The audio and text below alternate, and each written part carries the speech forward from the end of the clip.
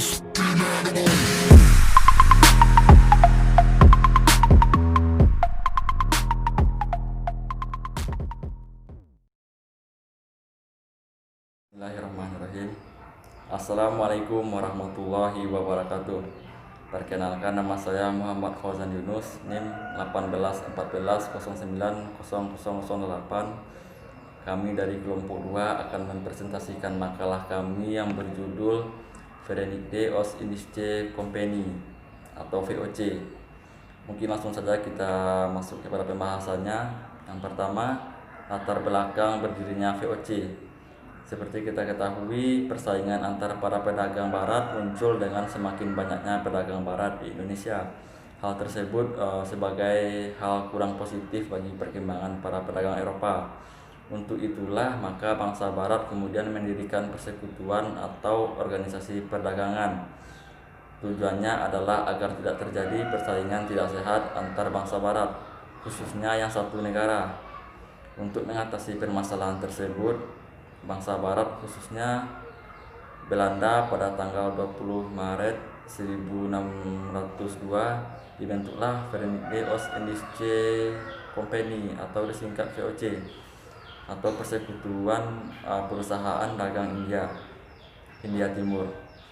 Ide pembentukan VOC berasal dari seorang anggota parlemen Belanda bernama Johan van Oldenbarnevelt.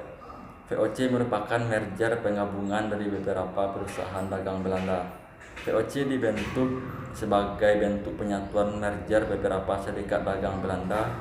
Kepada VOC, pemerintah Belanda memberi hak oktroy, hak-hak istimewa seperti hak monopoli perdagangan, hak mencetak uang sendiri, hak mengumumkan perang, dan hak membuat perjanjian dengan penguasa lokal atau para raja.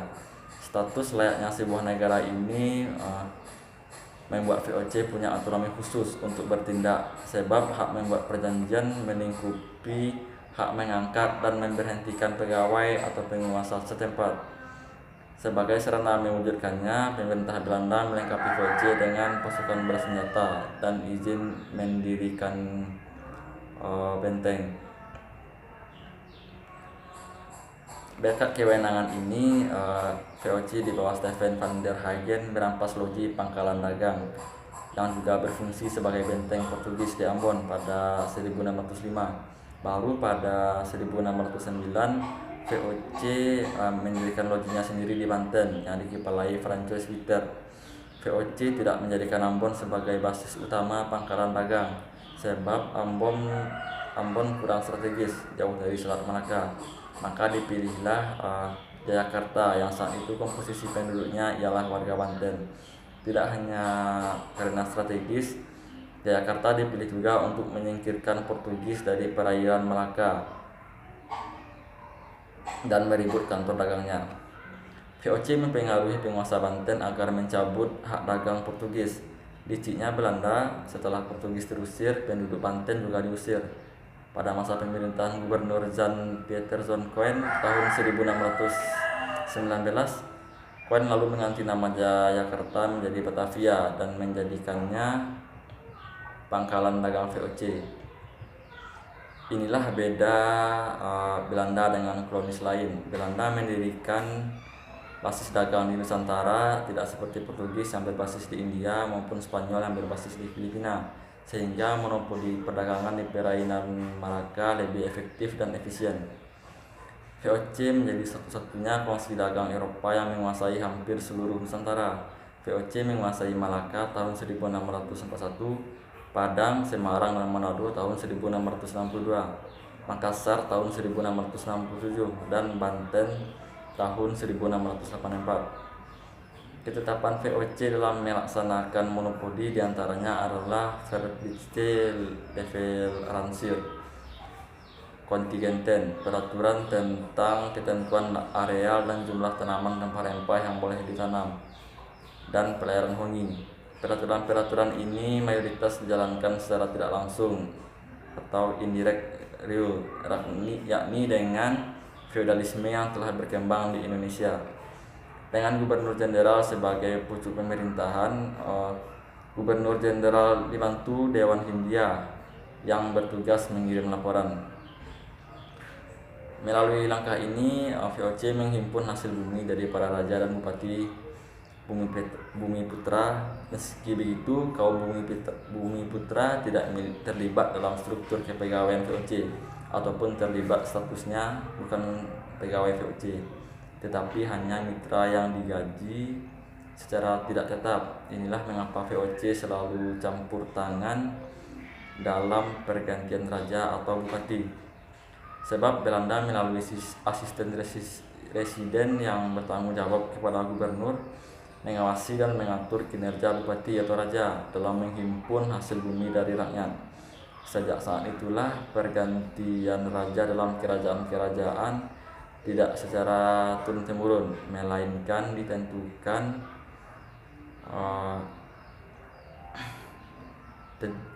oleh Belanda. Kerajaan haruslah menyesuaikan dengan kebutuhan dan kepentingan Belanda. Bila menolak sistem pemilihan itu, maka akan terjadi perang yang merugikan pribumi sendiri. Ini memanglah salah satu strategi Belanda, sebagaimana ada 3 metode Belanda mempertahankan koloninya. Pertama, kekerasan bersenjata. Kedua, instrumen hukum kolonial atau exorbitant range. Dan ketiga, melanggengkan feodalisme dan menjinakkan aristokrat atau penguasa lokal tradisional. Namun begitu, upaya mempertahankan koloni pada akhirnya sampai pada batasnya. VOC mulai runtuh karena sebab politis dan ekonomis. Meski sebab utamanya ialah penurunan taraf kerja pegawai-pegawainya, setelah berjalan lebih dari 1,5 abad, ternyata keuntungan semakin kecil dan kasnya semakin menipis. Sedang anggaran belanjanya membesar. Akhirnya VOC dibubarkan pada 31 Desember 1799. Mungkin sekianlah yang dapat saya sampaikan. Terlebih dan kurangnya mohon maaf dalam penyampaian kata. Assalamualaikum warahmatullahi wabarakatuh. Assalamualaikum warahmatullahi wabarakatuh. Perkenalkan, nama saya Novi Arman, NIM 1814090029. Baiklah, di sini saya mau melanjutkan materi selanjutnya yang sudah dibacakan oleh rekan saya tadi. Selanjutnya tentang struktur organisasi FOC. Yang pertama, organisasi FOC di Asia. Dalam Oktrooi tahun 1602, organisasi FOC di negeri Belanda digambarkan dengan jelas dan rinci. Sebaliknya, pasal-pasal mengenai struktur kepemerintahan di Asia sama-sama saja. Oktrooi atau piagam tersebut memberi FOC wewenang luas di seberang laut. Tugasnya di wilayah yang terbentang dari Tanjung Harapan sampai Selat Magellan. Kompeni boleh membangun benteng-benteng, mengarahkan serdadu, mengikat perjanjian dengan raja-raja, dan mengangkat hakim-hakim. Armada kapal pertama yang diluncurkan oleh FOC sesudah tahun 1602 membawa persenjataan yang jauh lebih berat dari yang dimiliki oleh kapal-kapal prakompeni yang telah berangkat sebelumnya.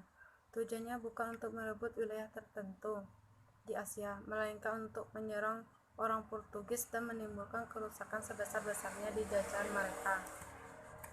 Pada tahun 1609, Direksi FOC memutuskan untuk menyerahkan kekuasaan sentral di Asia kepada seorang gubernur jenderal yang akan didampingi oleh Dewan Penasihat yang bernama Rood van Indie. Setelah berlangsungnya pertempuran hebat, pada tahun 1616 didirikan Batavia di tempat pelabuhan orang Jawa yang bernama Jakarta. Kota Batavia menjadi residensi Hogere Regering atau sebutan gubernur jenderal bersama Rood van Indie, dan merupakan pusat administratif dan titik temu berbagai jalur pelayaran kompeni. Surat menyurat Hogere Regering dengan kantor-kantor cabang FOC di Asia yang jumlahnya besar sekali dilakukan oleh para anggota Rood van Indie.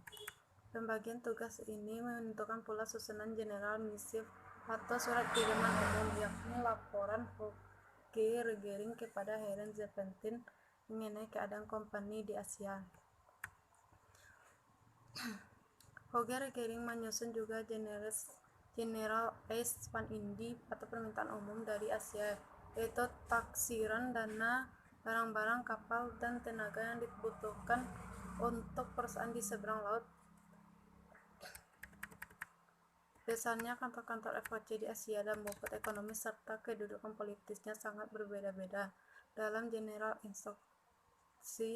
Instruktif atau Instruksi Umum yang pada tahun 1650 dikirim kepada Gubernur Jenderal dan anggota Rat Van Indi, Direksi FOC menyatakan pedagang di semua kantor dapat dibagikan atas 3 golongan yang mencerminkan kedudukan politik masing-masing.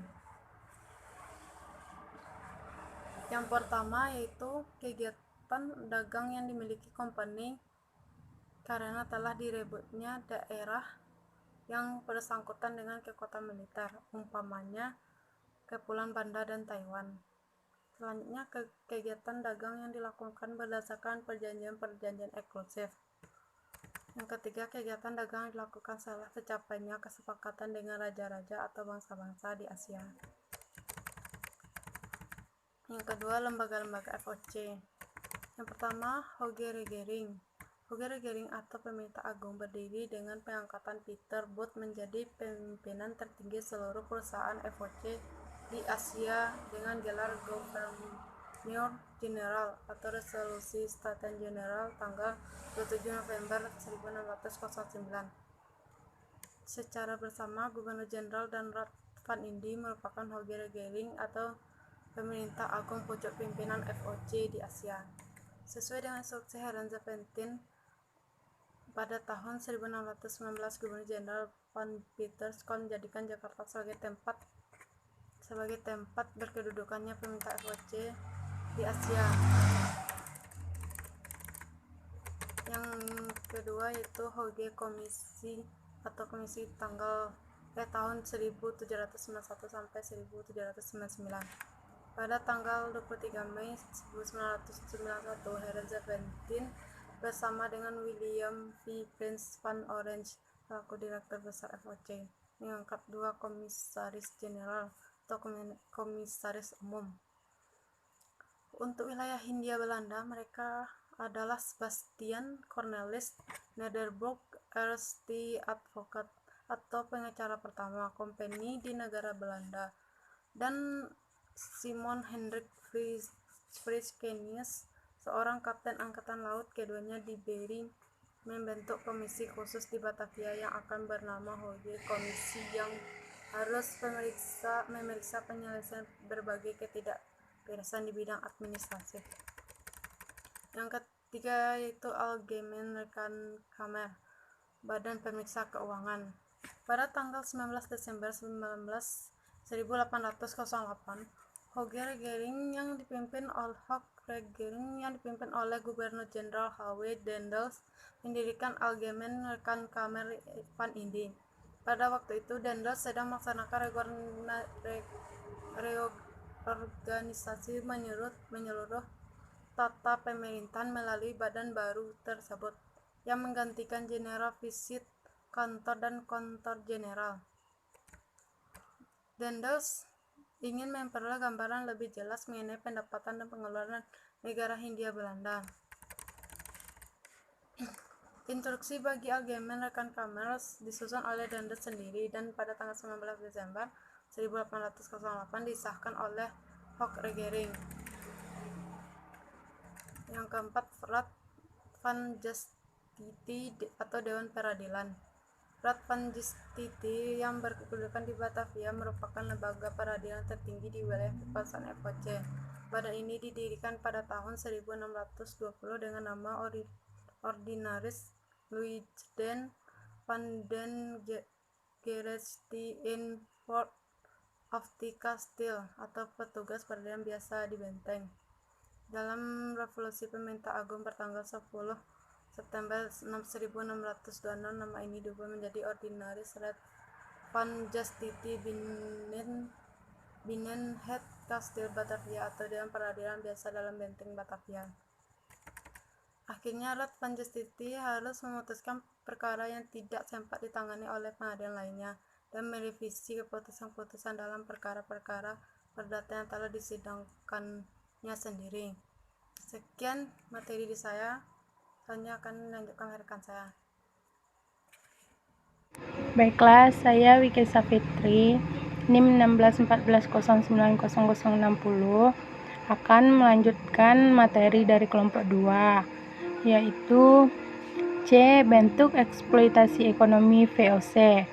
Usaha VOC untuk mendapatkan untung yang sebesar-besarnya adalah melalui monopoli perdagangan.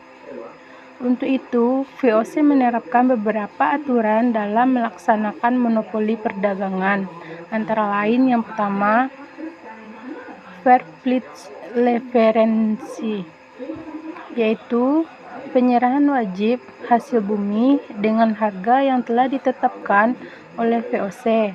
Peraturan ini melarang rakyat untuk menjual hasil bumi kepada pedagang lain. Yang kedua, kontingen, yaitu kewajiban bagi rakyat untuk membayar pajak berupa hasil bumi. Yang ketiga, ekstiparsi, yaitu hak untuk VOC untuk menebang tanam rempah-rempah agar tidak terjadi kelebihan produksi yang dapat menyebabkan harga merosot. Yang keempat, pelayaran hongi, yaitu pelayaran dengan menggunakan perahu kora-kora untuk mengawasi pelaksanaan perdagangan VOC dan menindak pelanggarnya. Wilayah yang digunakan untuk praktek kultur stel-stel pun telah dikenakan pajak. Warga yang tidak memiliki lahan pertanian wajib bekerja selama setahun penuh di lahan pertanian. Tanaman paksa adalah era paling eksploitatif dalam praktek ekonomi Hindia Belanda. Sistem tanam paksa jauh lebih keras dan kejam dibanding sistem monopoli VOC karena ada sasaran pemasukan penerimaan negara yang sangat dibutuhkan pemerintah. Petani yang pada zaman VOC wajib menjual komoditi tertentu pada VOC, kini harus menanam tanaman tertentu dan sekaligus menjualnya dengan harga yang ditetapkan kepada pemerintah. Aset tanam paksa inilah yang memberikan sumbangan besar bagi modal pada zaman keemasan kolonialisme liberal Hindia Belanda pada tahun 1835 hingga 1940.